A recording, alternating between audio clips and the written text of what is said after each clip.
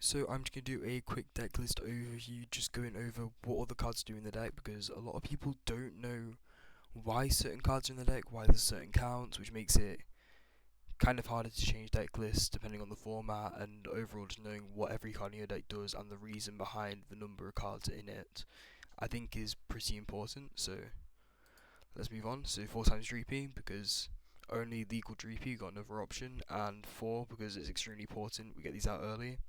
And potentially, if you could play more, you'll probably play 5, but obviously, you know to play 4 in Pokemon, so 4 times Dracloak.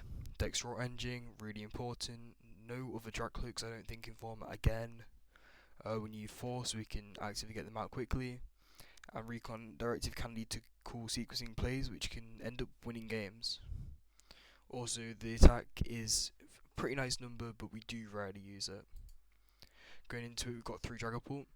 Now we play 3 because prize cards, we don't surprise one firstly, and we also need multiple usually during a game. And also, if we only play 2, then we'd have to use Night Stretchers. We'd probably have to bump up Night Stretcher to a third one instead of 2. So honestly, I don't mind going out to 2 Dragapults, but it does feel risky sometimes because prizing it again. 2 times Duskull. I've seen some lists playing 3 actually recently, but I think 2's usually fine. Most games you only ever actually need 1, and usually Night Stretcher for a second one if you need it. But if we prize 1, then we're kind of screwed, so we definitely have to play 2. I don't mind playing 3 either, because it definitely leads towards more like heavy Dusknoir plays then. Also 60 HP is awkward, but once again, only Duskull in format, and the attacks are useless. Dusclops again, fairly useful, can be used to pop Monkey Dory and early board wipes. Most games, once again, you only need 1, but consistency wise, you need it. And if we only played 1, then we always run the risk of prizing 1 and then never being able to get into Dusclops. Dusknoir. Prizing a Dusclops is a lot more detrimental than prizing a Dusknoir. And then also retreat cost is awkward, especially into Yveltal. Then 1 times Dusknoir, it can be bad if it's prized, but we can usually survive without it. Really useful to take down big Pokemon. Can be surrounded by Psyduck again, so you kind of have to keep your Turo ready just in case, especially into matchups where Psyduck's being played. And then, yeah, overall it's really useful. We play Night Stretches, so we can use multiple to win a game. 2 times Budu. Normally you might need it to, you need it before setting up a pool. Consistently draw into it, because you played 1, then it'd be harder to find. Item lock is kind of why the deck even works. Without item lock, the deck probably wouldn't work. And we usually prioritise retreating into Budu over keeping energy on board. And that's also why getting Latios out can be extremely important. Got 1 Hawlucha, there's a lot of 70 HP Pokemon in the format. Hawlucha can put them into Dragapult range. It is a good corner / retreat lock target for opponents, so just bear that in mind. And can be used in combination with Dusknoirs to take a lot of prize cards. Playing Monkey Dory helps into the mirror and gives you a lot of opportunities as well into Gardevoir and also Grimmsnarl. High agency cards gives you more choices in matches and can definitely win games. And Mind Bend is also a fairly useful attack now and again. And also, you knock out Dracloaks in the mirror. Oh, let's go back. Got a Latios. Latios is a great card, extremely useful. Helps pull off item lock. Reason why we play multiple Ultra Balls as well. One of the reasons is getting out Latios.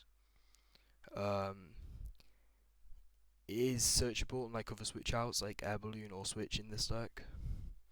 And also, just bear in mind, it can be a liability into certain matchups. We've got a Fez, high value, you gain 3 cards every time your Budu's knocked out, so especially early on it gives you so much value. Cruel Arrow is a kind of nice attack, and it's a staple in most decks in the game. And also makes finding Iono or even recovering off Ionos a lot more possible. Ursaluna, great late game, counter catching out a small EX to win games. However, you can obviously start it, which is really rough, and it happens a lot more online for some reason, in my experience, than real life. It shouldn't, but I feel like live's like randomization is a bit off. I don't know if anybody else has seen that. Let me know in the comments. Now moving on to items. Got 4 Lilies, strongest supporter in the game, 8 cards with no negative effect while setting up is absolutely wild. And obviously 4 for consistency wise. Again, we'll play more if we'll probably play more if we could. Iono, great 4 times of it, great for hand disruption. And we play 4 because we need to find it consistently. We probably won't play 4 in a game, but just finding it is so important. You can also control your opponent's prize cards, which makes it really good in Dragapult, the deck. And obviously, if your opponent's on 2 prize cards, pop a Dust Noir, put them down to 1, Iono to 1. They have to find everything off that 2 cards that they get, 1 off the Iono and 1 for drawing for turn. And then, yeah, that's pretty much it for Iono. Boss's orders, we're currently playing 2.